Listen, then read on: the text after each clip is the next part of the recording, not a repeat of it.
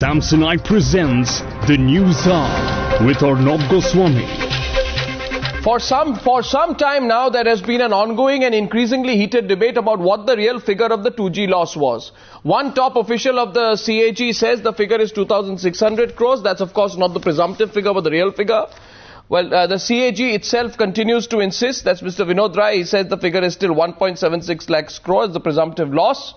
And on top of it tonight, while it is said that the proceedings of the JPC are getting more and more heated by the day, that's the information we are getting, we have a letter with us today in which a CAG official claims to have received a phone call from PAC chairman and top BJP leader Murli Manohar Joshi in July 2010.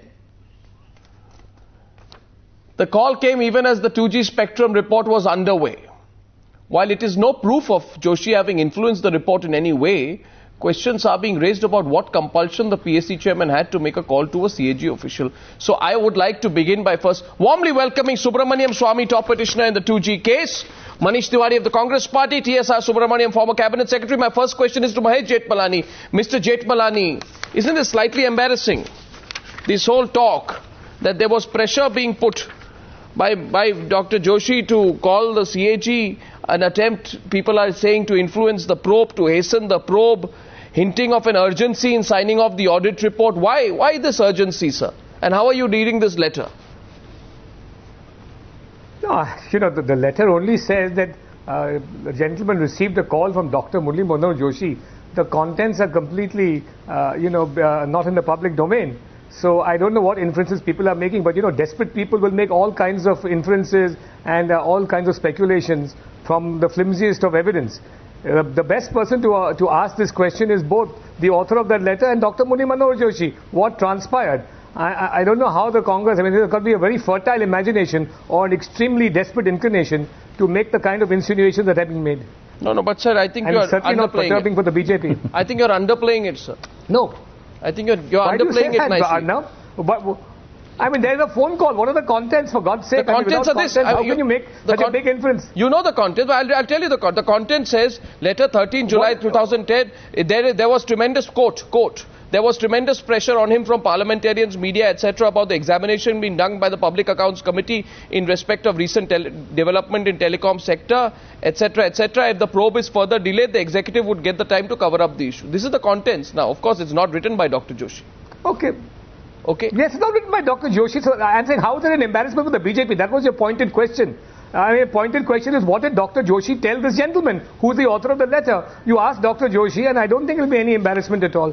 How can we make all kinds of unwarranted assumptions and speculation on this issue?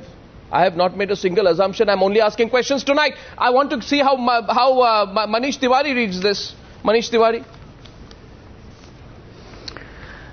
Well, Arnab, as you know, I'm constrained because of my membership of the Joint Parliamentary Committee. And after 2 days in the JPC, we've got spectrum and telecom coming out of our ears. All that I can say is that, yes, this particular note was a part of the papers which were sent by the CAG to the JPC. They are under examination of the Joint Parliamentary Committee at the moment. As of now, and I don't think I would be breaking privilege if I would say that it has not really been discussed in the JPC, but I think since the CAG is supposed to be coming and assisting the JPC again on the 22nd of November, if I am informed correctly, possibly the issue will come up. Is there something wrong? Okay, between your, I do not want you to break privilege. I don't think you'll be breaking privilege if you simply, I ask you a straight answer to a simple question. Is it right or wrong in your view, Manish Tiwari, for the chairman PAC, if he has contacted the CAG regarding the 2G before the submission of the CAG report?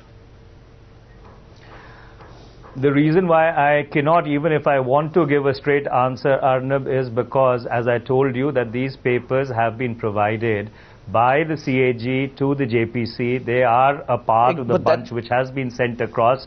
They've been circulated to members, and ultimately, after all the evidence is taken, the JPC is to collectively come to certain conclusions. If I unilaterally come to a certain conclusion or I articulate a conclusion, I don't think that would be correct on my part. And as I said, that over the last 2 days, it is something which really has not been discussed. It may be discussed in the days to come, as and when, if it is raised by one of the JPC members. And then depending upon the lay of the discussion, once the JPC concludes taking evidence and it starts then sitting down to sifting and weighing that evidence, we will all collectively come to a conclusion. But I would just like to say, one thing, because in the preface you said that, the discussions in the JPC have got very heated. Over the last 6 or 7 months, the JPC has functioned in a very non-partisan manner. Yes, there's been a very animated debate, but the whole process has been completely non-partisan, and we are trying to be as objective as possible, trying to deal with the facts as they are, and then come to appropriate conclusions. So therefore, while we represent different political parties, but as of now, over the last 6 or 7 months, I think each and every member of the JPC has behaved in an impeccably objective manner. Okay, now you're really holding yourself back a lot tonight. I appreciate that. My question is now to Subramanian Swamy. Mr. Swamy, this figure of a loss. You have a figure of 1.76 lakh crore on the one side, and you have a 2,600 crore loss. Even if you argue that the scam remains anyway, don't these varying numbers trouble you greatly as well? No, not at all, because the criminal case that is going on in the trial court has got nothing to do with this number of notional loss. What it's got to do with the Prevention of Corruption Act, which centers around the fact that Raja fixed the price. Of course, he didn't do it alone, but he and one other minister together fixed the price at 2001. When the price in 2008 was about 10 times, and then permitted some of these companies to sell it at 8 times the price they bought it from the government of India, and in the process enabled these companies to make a huge windfall profit. That's the core of the case, and therefore whether it was 1,76,000 or 26,000 or even less, it is immaterial for the trial court, and that's what is really of concern for me. You agree with that, Manish Tiwari? That it makes absolutely no difference to the criminality of the case? Well, essentially, there are two things that I would like to say. Number one, the Joint Parliamentary Committee has a very wide mandate. And if today it is looking into the figures of losses, it is because of disconsonance in the public domain, which has surfaced from within the JPC. And again, Arnab, I would like to say, without breaking any privilege, it is not even 2,400 crores, because, one official of the JPC had raised a very conceptual question, when the report was being formulated, that when the TRAI did not recommend auction and the government did not decide to auction 2G spectrum, so can the loss really be quantified? In other words, whether there was a loss at all.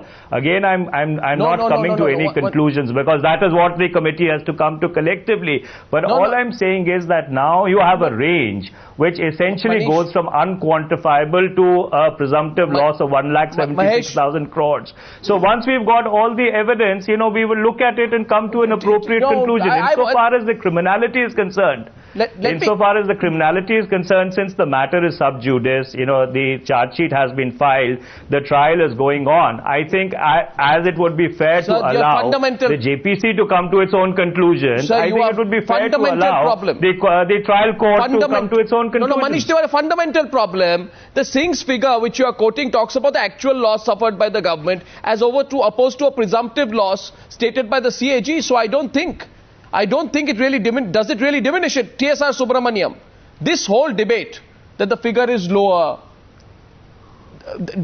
where do you stand on a TSR Subramaniam? Then I'm going back to Mahesh Jetpalani after that. Well, I feel that we are missing the main point, which I think Mr. Swamy referred to.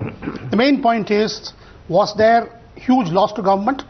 It doesn't matter, frankly, if a man drowns in an ocean of 1 mile high or 10 miles high. He's drowned and dead. I think the issue is not that. I think the issue is, firstly, much like we saw in in a totally different context of Anna, a lot of attempt is being made to get digression. Frankly, I couldn't care less if it is 200 crores or 2,000 crores or 2,000 crores. Let the PSC come to a conclusion of, so long as the conclusion is that there was a loss, in which case the criminal case makes sense, number one. Number two, how many CAGs do we have? Is RP Singh CAG? He has got 500 people working under him, officers working under him. If the principle is accepted that every officer in the CAG can give his own opinion, you don't need Vinod Rai. You only need one undersecretary in every ministry. You don't need the ministers, you don't need anybody. Everything is final at that stage. I think we are barking up the wrong tree going into this. The CAG is a constitutional authority, has taken all facts into account. Sir, no. Rightly or wrongly. No, sir, for example, sir, I would the like Chief Election Commissioner sir, can I contest? The Chief Secretary transferred. He does various things now. Sir, why he is doing it, how he is doing it? No, but sir, let's contest. I want to contest you on one particular angle of this. When the CAG official says, I informed him, as per this letter, that is Joshi, that the matter will be taken up with the CAG of India, what happened after that? Why did the official not immediately dismiss Joshi's demand, saying you are breaching the CAG stuff? The question is very simple. We can go around in circles. Is there political pressure on the CAG? Are there some pressures being applied? It's certainly a constitutional authority, but those questions are also relevant, aren't they? Aren't they relevant, Mr. Subramaniam?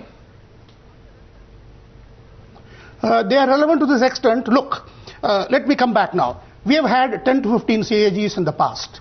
By and large, they were generally retired civil servants, generally very obedient, generally very friendly to the government.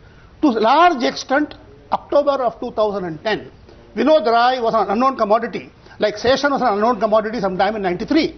Nobody knew that others had not recognized that the constitutional authority is a servant of the people, not of the government, of the constitution. So at that time, I am certain, between you and I have fairly good information that enormous pressures were put from very many quarters. Manish. And I'm saying this with responsibility. But now we know that he is a person who will stand his ground. So this happened Manish. In October. I'm saying responsibility. What attempts were made to reach him through whatever means, etc., etc. I have a fairly that's a fairly strong comment you're making on this. Therefore, now nobody would approach him. Would dare approach him today. No, but they did. But at that time, I would believe that he was approached from every direction. Every direction. So we are getting into real politics of it right now. Good. I want Manish Tiwari to come into that. Manish Tiwari, fairly stinging observation from TSR Subramaniam. I don't think I need to repeat it. Arnab, I can't hear you. I've lost the audio. Yeah, it's back now. Can you repeat the question? I said that's a fairly stinging observation from Mr. TSR Subramaniam.